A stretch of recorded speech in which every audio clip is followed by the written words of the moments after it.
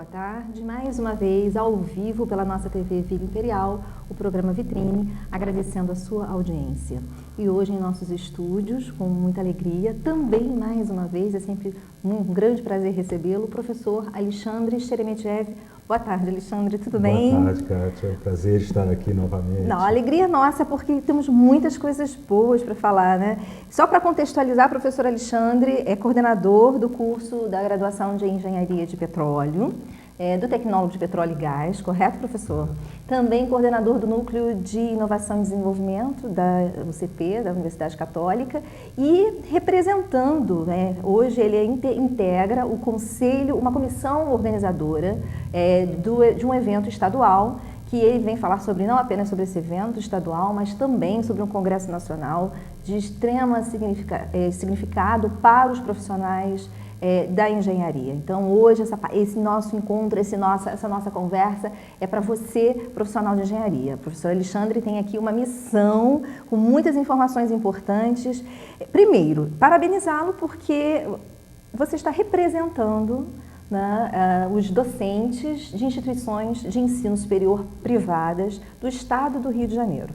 Então, eu já acho que isso representa aí, traduz a sua atuação, a sua relevância, a sua participação como profissional na área.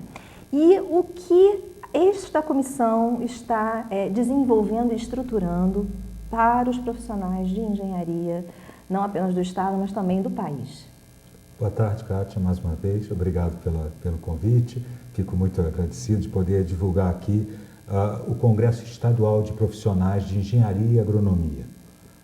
Gostaria de agradecer também ao presidente Agostinho Guerreiro, do CREA-RJ, que foi quem constituiu essa comissão e lembrou do meu nome para, com muita honra, representar as instituições de ensino privado do Estado, também representando um pouco o interior do Estado.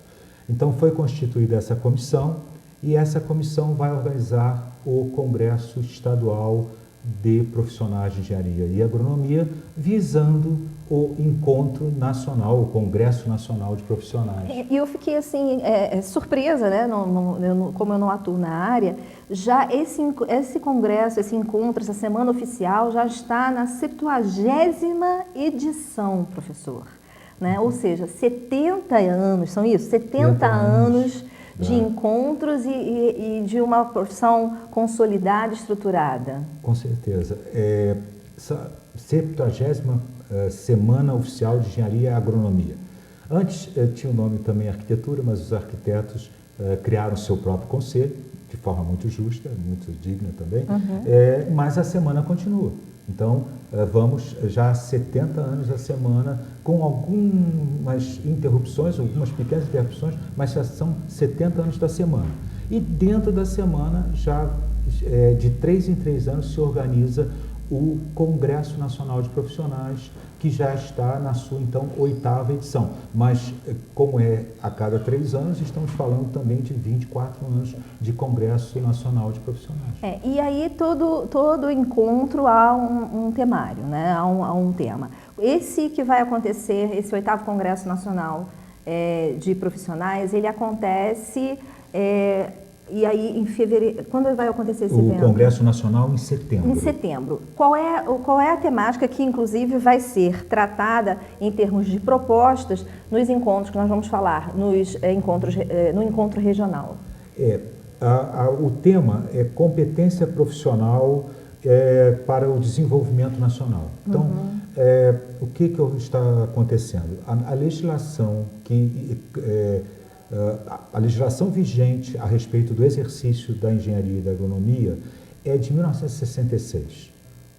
Em 1966, a gente podia dizer que não se falava nem em informática, ou informática ainda era quase uma ficção científica, ou era uma ficção científica. Isso só para falar de um detalhe.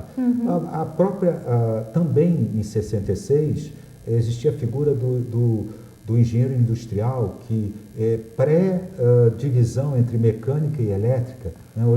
Hoje é até estranho falar que possa haver um engenheiro que ao mesmo tempo é mecânico e eletricista.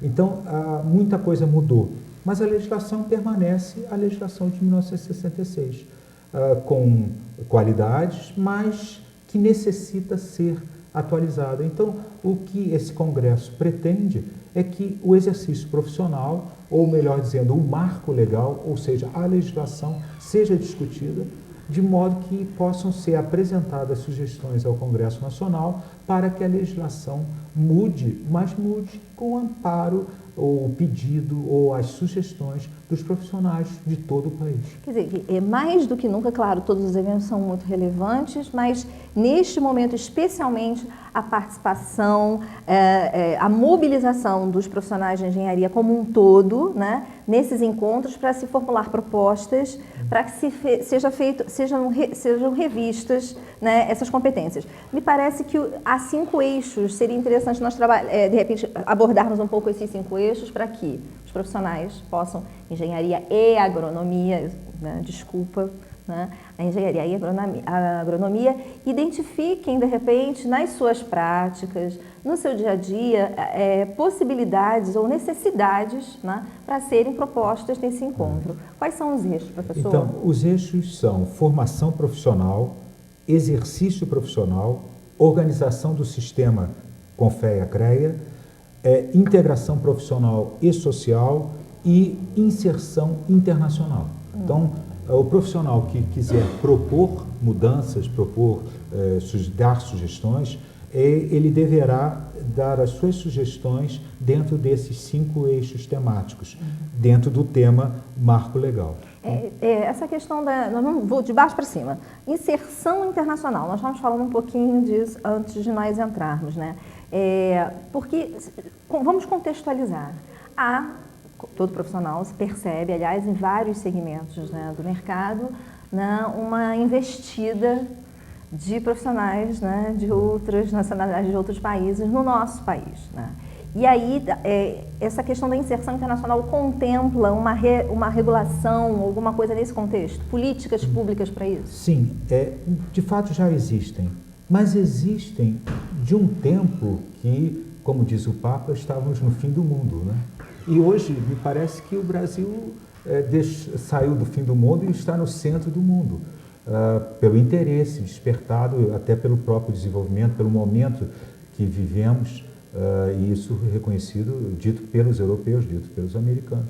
Então, há uma busca pelo nosso mercado desses profissionais qualificados, motivado pelo desenvolvimento, motivado pelo próprio pré-sal, que traz muito emprego, e enfim, por todas essas oportunidades. Então, não se trata aqui de propor nada xenofóbico, mas regulamentar a vinda desses profissionais. Nós temos um certo constrangimento com isso, porque o que nós percebemos? Que nos outros países há um protecionismo, né? Mas eu acho que parece que nós ficamos um pouco constrangidos de fazermos isso, né? E eu acho que isso é importante, sem exacerbações, mas para privilegiarmos nós, brasileiros, concorda? Exatamente. Eu acho que essa bandeira que nós carregamos, acho que falta um pouco mais de força, né? Enfim.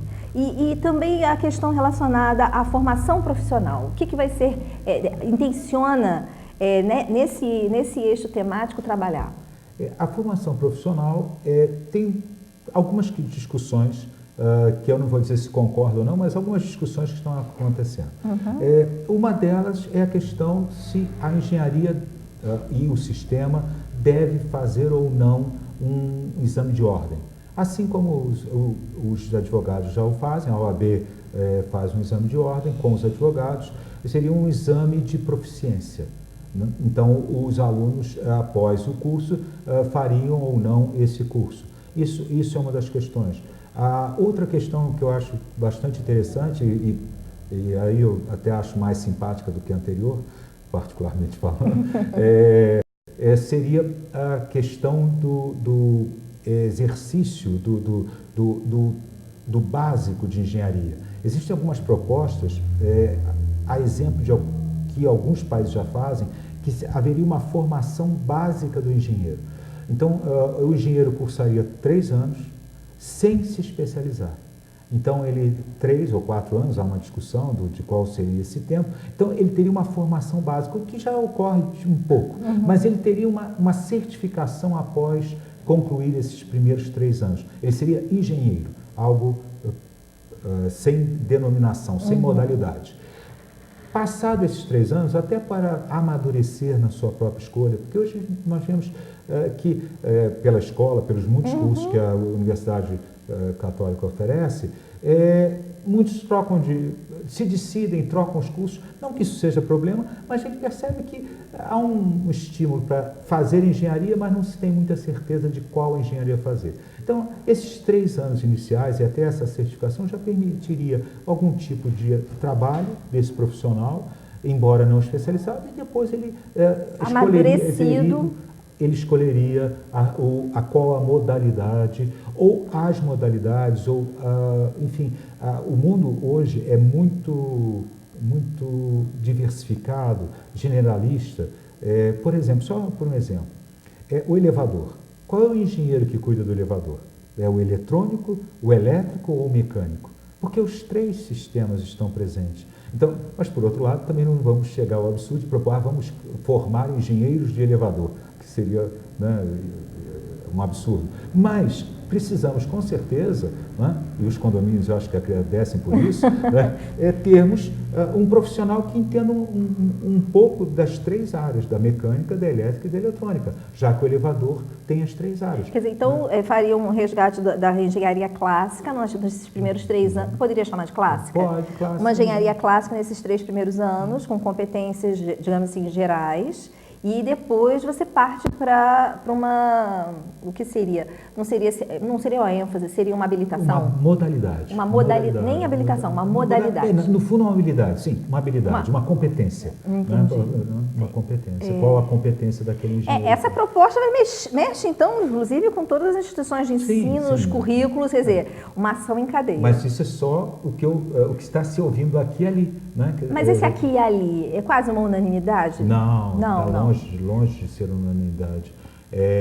Existem profissionais que acham, que defendem de que a modalidade é algo estanque, que não deve ter interfaces. Enfim, são discussões... É polêmico. Quase filosófico. São discussões calorosas. E acho que o espaço haverá encontros. Vamos falar um pouco sobre esses encontros, a logística, né, do caminhar dessas propostas até o encontro nacional, vamos dizer assim, o encontro nacional, o Congresso Nacional. Dia 9 nós temos, hoje já está acontecendo em Friburgo, é isso? Exato. Hoje acontece em Friburgo, né, um encontro com os profissionais na região, ali na cidade de Friburgo. Dia 9 aqui em Petrópolis. Acontece aonde? Amanhã, dia 9, às 18h30, no Salão Nobre do Conjunto Benjamin Constant, do Barão do Amazonas, lá no Relógio das Flores, bem lá. Na engenharia, lá no Relógio das Flores, acontece o encontro às 18h30. Então, todos os profissionais de engenharia convidados. E nesse momento, como é que, por exemplo, um engenheiro pode encaminhar uma proposta para ser conduzida até o Congresso? O Congresso é gratuito e está aberto a todos os profissionais. Não há, inclusive, exigência de estar em dia com o CREA. Qualquer profissional do sistema, qualquer engenheiro ou qualquer agrônomo pode participar. Obviamente há uma pequena inscrição, para identificar o profissional e essa inscrição vai habilitá-lo a preencher quantas propostas quiser para alteração da legislação. E essa proposta é discutida nesse encontro? Sim, normalmente o profissional defende a sua proposta e o encontro, nesse micro encontro, há um primeiro referendo que aprova ou não a proposta. Em princípio, nesses primeiros encontros, não existem, como não existe limite para as propostas, as propostas normalmente não são muito criticadas. Essa crítica é feita de forma mais acentuada no encontro estadual. Que é esse aqui, 12 e 13 de julho, no auditório do CREA, no Rio de Janeiro. Como vocês são, sim, engenheiros, impossível, né? Não ser.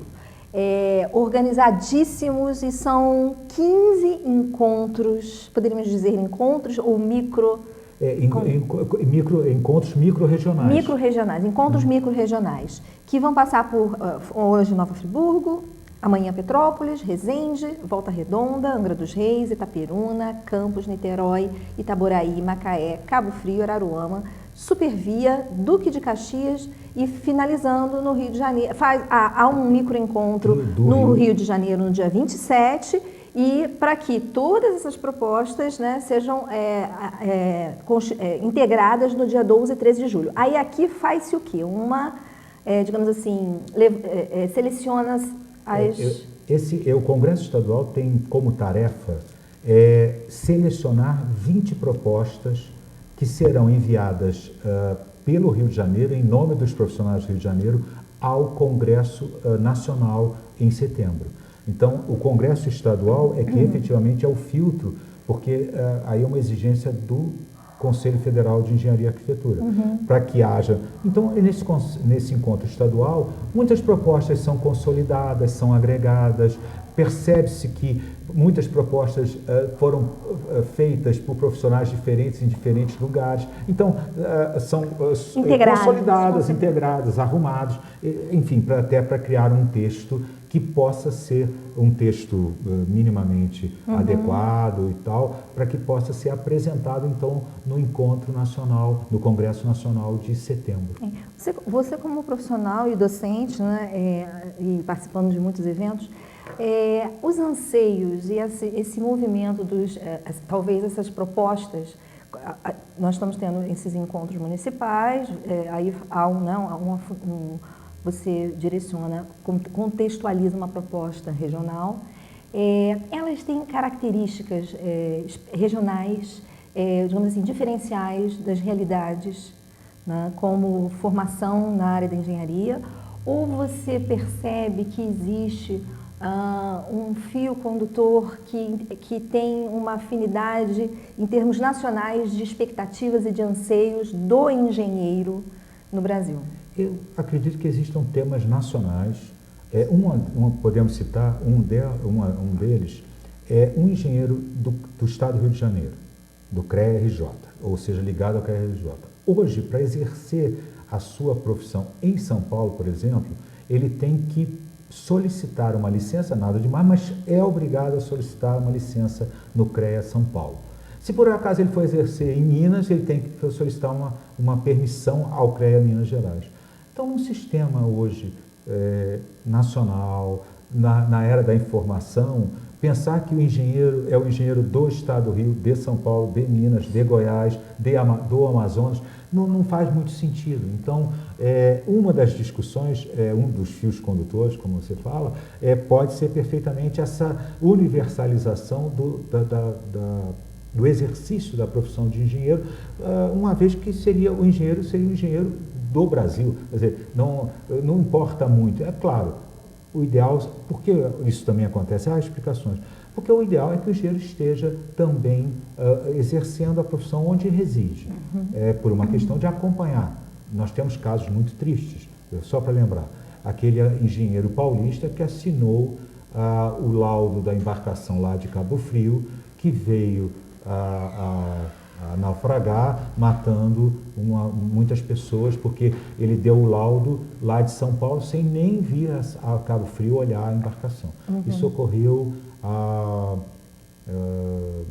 uns 4 ou 5, talvez um pouco mais, não sei se tem lembrança. Todo mundo fala muito do Batomush, por causa do que foi no Réveillon do Rio de Janeiro. Mas essa embarcação de Cabo Frio. Esse engenheiro perdeu, inclusive, a possibilidade de exercer. Ele perdeu o diploma. E é incrível e é triste ao mesmo tempo, porque é um engenheiro muito conceituado, de longos anos de profissão. Um lapso, foi um descuido. Não, mais do que um descuido. Mais do que um descuido. Porque efetivamente, e essa é a preocupação do sistema. Se o prédio está sendo construído, o engenheiro tem que estar supervisionando o prédio. A responsabilidade de estar no lugar. Mas aí também não passa pela responsabilidade de quem encaminha. Por exemplo, se eu vou dar um laudo de uma embarcação, por que chegou a São Paulo? Essa não é uma pergunta uma pergunta que deve também ser feita. A resposta, tudo bem, que o profissional deveria recusar ou eu vou fazer o serviço completo. Eu vou a Cabo Frio, né? Enfim, vamos usar aqui o caso específico. Mas sempre tem os dois lados, né? Eu fico imaginando como é que esse trabalho chegou às mãos de um engenheiro em São Paulo, né, para ele dar um laudo de algo que está no litoral do Rio de Janeiro. Então, quer dizer, é um longo caminho. Tudo bem, pode ser mandado, de repente, por e-mail, alguma coisa e tal, uma proposta em segundos. Mas é um longo caminho em termos, né, de espaço geográfico, físico e até mesmo pelas limitações da formação, né, que se pretende, no marco legal, ser, né, reestruturado. Aproveitando esse contexto, a questão da criminalização. Vamos falar um pouquinho também sobre isso, que é um aspecto importante. É interessante porque a legislação atual prevê que as prefeituras disponibilizem engenheiros para prepararem plantas para pessoas que não têm condições de contratar um profissional, né? Então, as prefeituras estariam, em princípio, estão se estruturando para isso, oferecer esse serviço à população. Então, engenheiros estariam disponíveis para auxiliar na construção das casas populares. Enfim, os engenheiros poderem contribuir para que as casas não caiam, não aconteça, como por exemplo esse caso agora triste lá na Ásia, né, onde eu estou impressionadíssimo com a quantidade de pessoas mortas dentro do prédio, né? São centenas de pessoas, porque um prédio caiu por irresponsabilidade, no caso ali, aparentemente por mau uso. O prédio não estava projetado para aquela carga de pessoas, máquinas e material. Enfim, então, você vê que os problemas de engenharia, né, são mundiais. São mundiais. Então, o marco legal vem trazer essas questões ou discutir essas questões. Então, por exemplo, pode uma pessoa construir a sua própria casa? Né? Isso é uma questão. Sem uma assessoria de um profissional, porque, de fato, muitas pessoas o fazem. Há uma questão, vai se criminalizar esse exercício ilegal da profissão, mas, por outro lado, muitas pessoas não têm a mesma condição, vão construir a sua casa, vão exercer legalmente a profissão por falta de condições mesmo. Então, é preciso que a legislação tenha um pouco mais de cuidado, ou tenha o cuidado necessário para não penalizar alguém por falta absoluta de condições. É o contrário, por exemplo, do que aconteceu no Rio de Janeiro, recentemente, no centro da cidade, onde uma pessoa que completamente distante desse mundo da engenharia tomou a decisão de mandar cortar as colunas de um determinado andar, porque simplesmente pretendia ter um grande salão, né? Então, isso é assustador como as pessoas acham que aquelas colunas ali foram colocadas, por quê? Porque só para enfeitar aquelas colunas? Então, é muito... Não, e uma falta de, assim, eu acho assim, uma falta, nossa cultura, e vamos responsabilizar a cultura, enfim, uma falta de sentido de coletividade, né, de pensar, mas tem gente em cima, tem gente embaixo, como é que é isso? Eu tenho que consultar alguém, quer dizer, uma pessoa em sã consciência, ela não está sozinha nesse mundo, né? E para ela tomar uma decisão, né, você tem que avisar o síndico, você tem que, enfim, contratar uma empresa. Então, eu acho que não passa só também pela questão do marco legal e dos próprios profissionais se repensarem, mas eu acho que é uma questão de cidadania. Eu acho que para todos, né? Acho até que o próprio profissional de engenharia... Uma pergunta aqui final. Os profissionais de Petrópolis, os engenheiros de Petrópolis, são mobilizados? Olha só que pergunta. Como é que vai ser? Assim, vocês se relacionam, vocês são mobilizados, você vê um movimento, né? Estamos aqui divulgando, fazendo chegar a profissionais da engenharia e da agronomia. Você tem uma expectativa positiva para que eles compareçam, exercitem não a sua voz e vez como profissional, mas também como cidadão, nesse encontro? Bom, depois desse convite, se alguém me encontrar na rua e reclamar alguma coisa disso ou daquilo, eu vou perguntar: por que você não foi lá no encontro na quinta-feira, no dia 9 de maio, para dar a sua opinião? Porque percebe-se, às vezes, uma questão de cultura, às vezes reclama-se, puxa, é assim, podia ser assim, a legislação podia ser dessa forma, isso podia ser diferente. Então, essa é a oportunidade e poucas vezes uma profissão é discutida de forma tão democrática que permite que profissionais coloquem as suas propostas e que serão corroboradas pelos outros profissionais ou não. Então, você quer mudar a legislação? Você está incomodado com alguma coisa no sistema? Você, profissional de engenharia e agronomia? Apareça amanhã às 18h30, venha dar a sua contribuição. Nós temos muitos engenheiros na CELMA, muitos engenheiros dentro da universidade, como professores, muitos engenheiros que moram em Petrópolis, que trabalham na Baixada ou no Rio, enfim, que têm oportunidade e que reclamam que a gente converse. Então é a oportunidade de apresentar uma sugestão, né, de fazer alguma coisa, pelo menos que não seja para dizer, olha, eu dei a minha contribuição. Nossa, né? Então está aí o convite, venha contribuir, venha mudar a legislação. Convite, puxada de orelha, né? Porque é justamente isso, né? Então está dado o recado, olha, amanhã, Universidade Católica de Petrópolis, no Relógio das Flores, no campus Barão do Amazonas, 124, 9 de maio, 18h30, o horário 18h30. Então, vocês, engenheiros que estão certamente atuando todos, porque o mercado está aquecidíssimo, né, professor? Fecha a agenda às 17h, fecha a agenda às 16h30, quem está trabalhando no Rio, né, subam a serra para participar, para realmente colaborar, para reformular o marco legal, né, tem uma jornada aí até o encontro, o 70º encontro acontece em setembro. Em setembro. Então, aí, nós começaram bem cedo, né, bem elaborado, pontual. Bem organizadinho. Um bom trabalho, parabéns, professor. E aí torço que seja um grande sucesso, que vocês tenham um quórum, né, e bastante representatividade para Petrópolis ter boas propostas. Ainda mais nós, né, na nossa condição geográfica, nas nossas questões, com os nossos problemas, acho que nós temos muito a contribuir. Com certeza. Obrigada pela sua presença. Eu que agradeço, Cátia, muito obrigado mais uma vez. Nós vamos para um pequeno intervalo, já voltamos.